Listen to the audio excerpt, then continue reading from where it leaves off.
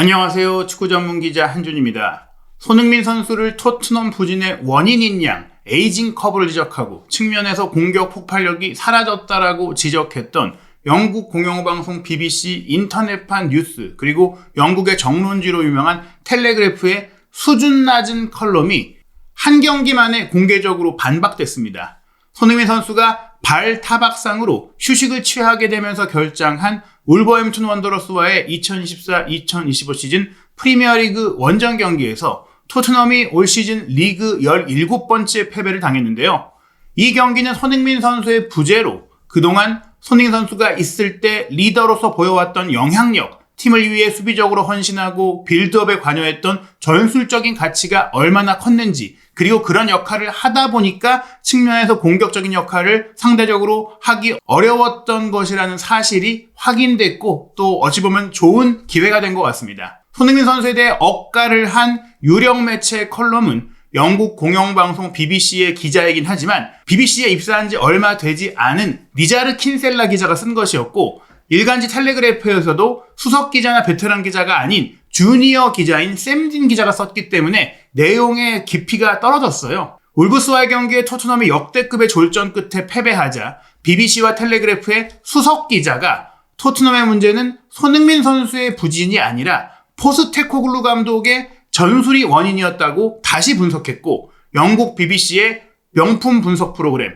매치 오브 더 데이에서 해설위원으로 나선 프리미어리그의 레전드 데니 머피와 디온 더블린도 감독의 능력 부족이 토트넘의 가장 큰 문제라고 설명했습니다. 토트넘 최악의 시즌이 손흥민 선수의 책임이 아니라고 명확하게 분석한 영국 현지 언론의 최신 반응, 지금부터 총정리해드리겠습니다. 먼저 영국 BBC의 수석 기자 필 맥널티가 울버햄튼의 홈 경기장인 몰리뉴에 가서 직접 경기를 보고 포스테코글루 감독과 인터뷰까지 하고 나서 쓴 기사 전체 내용입니다. 토트넘의 내부 정보 유출자를 찾고 있는 엔지 포스테코글루 감독은 먼저 자신의 미드필드진과 수비진에 숨어있는 구멍부터 살펴야 할 것이다. 이 허술한 부분들이 방치된 끝에 결국 그의 직위까지 위태롭게 만들고 있다. 포스테코글루 감독은 지난 금요일 토트넘 내부에 기밀 정보를 외부로 유출하는 첩자가 있다고 공개했다. 하지만 숨길 수 없는 사실은 토트넘이 상대팀에게 너무나도 쉽게 기회를 내주고 있다는 점이다. 조금이라도 위협적인 상대라면 누구나 쉽게 공략할 수 있다. 이는 몰리뉴에서 울버햄튼에 2대4로 패배한 경기에서도 다시 한번 입증됐다. 이날 경기는 포스테코글루 감독 체제 하에서 토트넘이 왜 프리미어리그 32경기 중에 17번이나 패배했는지를 여실히 보여줬다. 이는 토트넘 역사상 한 시즌 최다 패배 기록 중 하나이며 현재 리그 15위라는 초라한 순위로 이어지고 있다. 이날 오후를 상징적으로 보여주는 장면은 제드 스펜스의 코미디 같은 자책골이었다. 골키퍼 굴리에모 비카리오가 뒤로 물러나던 풀백 스펜스에게 공을 맞추고 말았고 공이 그대로 자신들의 골문 안으로 들어가면서 울버햄튼의 두 번째 골을 허용한 것이다. 포스테코글루 감독은 이 장면을 벤치로 돌아가 모니터로 확인했을 때 번개 같은 분노의 표정이 믿기지 않는 얼빠진 표정으로 바뀌었다. 그야말로 충격적인 장면이었다. 이 같은 결함은 포스테코글루 감독이 부임 초기에 보여줬던 공격 축구에 대한 낙관과 희망을 완전히 갉아먹고 있다. 그는 이런 수비 문제를 끝내 해결하지 못했다. 포스테코글루가 2023-2024 시즌을 앞두고 부임한 이후 프리미어리그에서 토트넘은 6번이나 자책골을 기록했다. 이는 웨스트햄과 셰필드 유나이티드의 각각 7회 다음으로 많은 수치다. 또한 이번 시즌 리그 최하위 3개 팀 사우스햄튼 26패, 레스터 22패, 입스위치 19패를 제외하면 토트넘보다 더 많이 리그 경기 패배를 기록한 팀이 없다. 이번 시즌 17번 패배한 것은 토트넘이 2003-2004 시즌 19번 패배했던 리그 최다 패배 수치에 근접해 있는 수치다. 그때 토트넘은 14위로 시즌을 마감했다.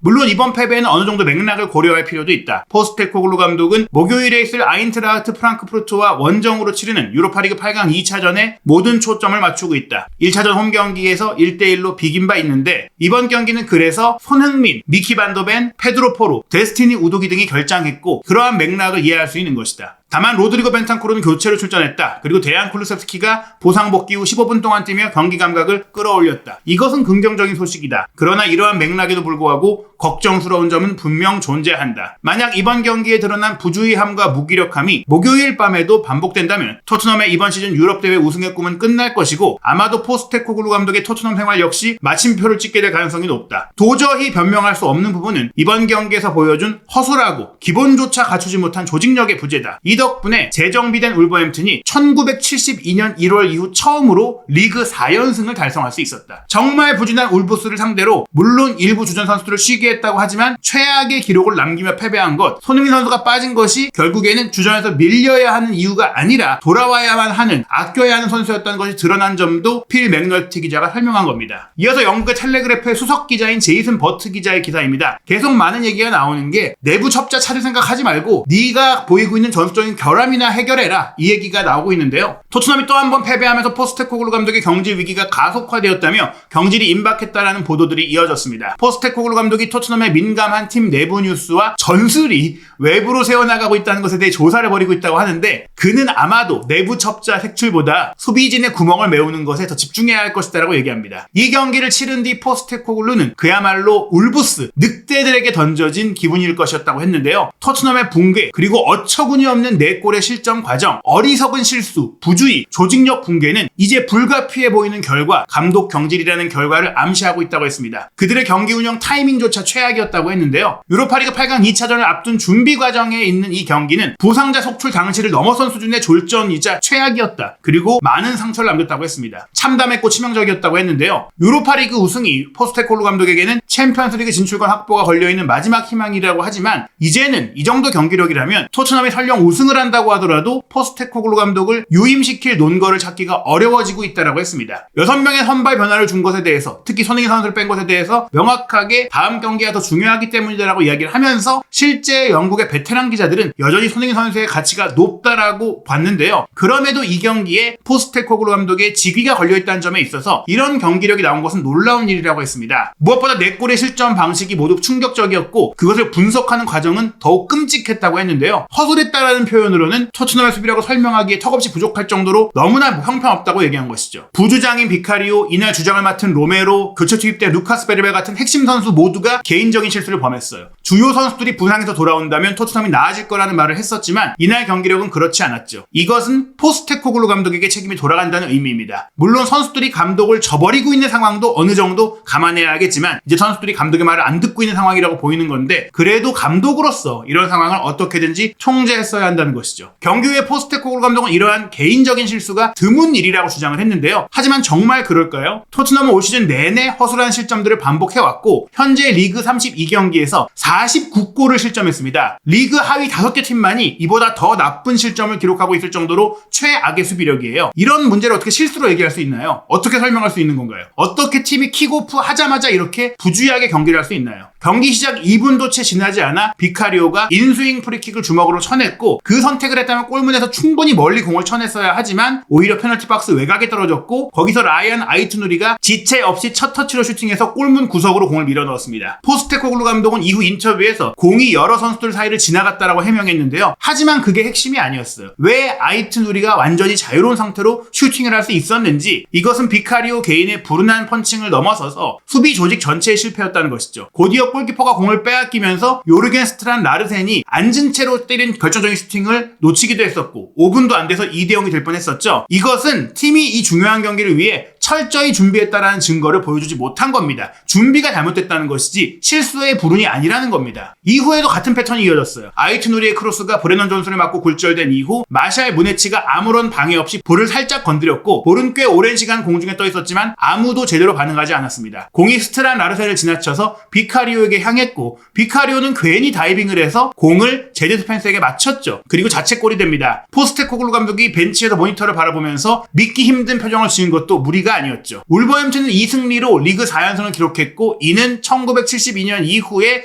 영국 1부 리그에서 울버햄튼이 처음 거둔 기록입니다. 그리고 이로써 사실상 프리미어리그 잔류도 확정했죠. 첫 번째 실점, 두 번째 실점도 끔찍했지만 실제로는 세 번째, 네 번째 실점이 더 심각했습니다. 단순히 골을 내준 것 때문이 아니라 그 타이밍 때문인데요. 특히 토트넘이 반격의 흐름을 타려던 순간마다 무너졌다는 점에서 멘탈의 취약점이 고스란히 드러난 겁니다. 토트넘은 울버햄튼의 실수를 틈타서 한 골을 따라붙었고, 그 과정에서 세메두가 크로스를 처리하지 못한 행운도 따랐어요. 마티스텔이 골을 넣었을 때 아직 경기 종료까지 30분이나 남아있었고 토트넘이 뒤집을 시간도 충분했지만 그 기회를 살리지 못했습니다. 그런 멘탈의 문제, 때 손흥민 선수가 주장 역할을 못하고 있다라고 했는데 그 대신 차기 주장으로 거론됐던 비카리오도 있었고 로메로도 있었고 쿨루세스키도 들어왔고 다른 선수들이 다 있었는데 아무도 리더십을 발휘하지 못했다. 이렇다면은 토트넘의 리더십 부재 문제는 손흥민 선수의 문제가 아니라는 것도 드러난 것이죠. 로메로가 공을 완전히 통제하고 있다가 공을 빼앗겼죠. 비카리오에게 백패스하면 되는데 아이투누리에게 빼앗겼고 아이투누리가 크로스했고 라르산이 밀어넣으면서 최근 4경기에서 5번째 골까지 넣었고 로메로는 이번 경기 최악의 경기를 하면서 리더십은커녕 본인의 능력조차 발휘하지 못했습니다. 로메로가 이 지경이면은 나이가 들어서 그런 건가요? 에이징 커브 문제인가요? 아니죠. 팀이 부진하고 팀의 자신감이 떨어지고 팀이 엉망이니까 그 선수의 기량도 떨어져 보이는 겁니다. 손흥민 선수도 마찬가지인 상황인 것이죠. 울브스 팬들은 조롱하듯이 포스테코글루 감독을 향해 내일 아침이면 경질될 거라고 소리를 쳤지만 아직 경질되지 않는 상황입니다. 그러나 지금 분위기라면 극적인 반전이 없는 한 그 운명을 피하기 어려워 보인다고 했는데요. 지금 포스테코글루의 경질은 토트넘 팬들이 가장 바라고 있을 상황일 것입니다. 영국의 더 타임즈 역시 코미디 같은 자책골이었고 리그에서 17번째 패배를 당한 토트넘의 문제, 특히 토트넘이 허용한 4골 모두 수비 붕괴의 결과였다라며 울버햄튼이 훌륭한 경기력을 보이긴 했지만 토트넘보다 굉장히 상대하기 쉬운 이렇게 수월한 수비진을 만난 적은 별로 없었을 것이다라고 할 정도로 토트넘이 못해서 울버햄튼이 이길 수 있었다고 설명합니다. 디애슬레틱은 마티스텔이 골을 넣은 것에 대해서 희망의 빛이 될 수 있을까라고 얘기했는데요. 디애슬레틱이 확보한 정보에 따르면 마티스텔은 올여름에 바이에른 뮌헨으로 복귀할 가능성도 제기되고 있다라고 해요. 이날 골을 넣었고 지난 사우스햄튼전 페널티킥을 포함해서 2경기 연속골이지만 대부분의 영국 언론들은 행운이 따른 골이었다라고 얘기하기도 했고 경기력이 그리 좋지 않았다라는 지적도 나왔습니다. 물론 골을 넣고 자신감을 올린 것은 좋았지만 여전히 손흥민이 복귀하지 못할 경우에야 뛸 수 있는 정도의 선수일 뿐이다. 테리 만약에 프랑크푸르트와 유로파리그 8강 2차전에 손흥민 선수가 못 나올 경우에는 자신이 높은 평가를 받을 이유가 있는지를 입증해야 한다라고까지 지적을 했습니다. 5,500만 유로 약 890억 원에 달하는 완전형의 옵션을 행사할 가치를 보여주지 못하고 있고 의문을 남기고 있다고 했기 때문에 손흥민 선수가 아니라 마티스텔을 써야 된다 혹은 오도베를 써야 한다 이런 얘기들이 헛소리이고 추가인모적인 사고라는 것을 경험 풍부한 수석 기자들은 이미 알고 있는 것이고 제대로 축구를 볼 줄 아는 기자들은 알고 있는 겁니다. 그리고 결정적으로 BBC의 매치 오브 더 데이 프리미어리그 레전드 출신 해설위원들은 토트넘이 엉망진창인 팀이며 그 이유가 감독에게 있다고 했는데요. 프리미어리그 득점왕을 차지한 바 있던 디온 더블리는 토트넘의 선제골 실점에 대해서 이렇게 얘기했습니다. 토트넘은 무너뜨리기 아주 쉬운 팀이고 그들의 수비는 믿기 어려울 정도로 형편없었습니다. 조직력적인 측면에서 그렇습니다. 개인의 실수, 개인 능력의 문제가 아니라 조직력, 감독이 만들어야 하는 팀적인 플레이가 안 좋다는 거예요. 선제골 실점 장면에서 비워둔 공간 보라고 하는데요. 저희도 분석에서 입중계에서 말씀드렸다시피 아이투누리가 완전 비어있죠. 이건 유소년 선수들에게나 지적해야 되는 문제라고 했는데 마티스텔, 존슨, 메디슨이 모두 아이투누리를 압박하지 않고 있는데 손흥민 선수가 있을 때는 알아서 감독이 지시 안 해줘도 가서 막았었어요. 그렇게 수비를 열심히 해줬기 때문에 손흥민 선수가 더 지치고 공격하기보다는 다른 선수들이 공격하도록 지원해준 겁니다. 이 장면은 마티스텔이 손흥민 선수 대신 들어가니까 어떤 수비 문제가 드러나는지가 나오는 장면인데요. 사라비아의 헤더 슈팅 연결만 제대로 됐다라면 또 실점할 뻔한 장면이었어요. 스펜스가 압박하기 위해 세메드를 막고 있을 때 테리 사라비아를 교체해서 막아줘야 되는데 사라비아가 뒤를 빠져드는데 전혀 신경 쓰지 않고 있습니다. 그래도 스물스물 따라가긴 했지만 결국 여기서 왼쪽 전환 후 다시 오른쪽 뒷공간으로 크로스 패스가 이어질 때 사라비아가 손 들고 달려 들어갈 때 마티스텔의 위치 보세요. 본인이 막았어야 하는 사라비아를 그냥 내버려둔 겁니다. 이럴 때 손흥민 선수 열심히 뛰어내려가서 마치 본인이 풀백인 것처럼 뛰어왔거든요. 마티스텔이 들어가니까 이렇게 공격만 하려고 생각하고 있으니 공격할 때 물론 골을 넣기도 했고 몇몇 공격 장면이 나왔지만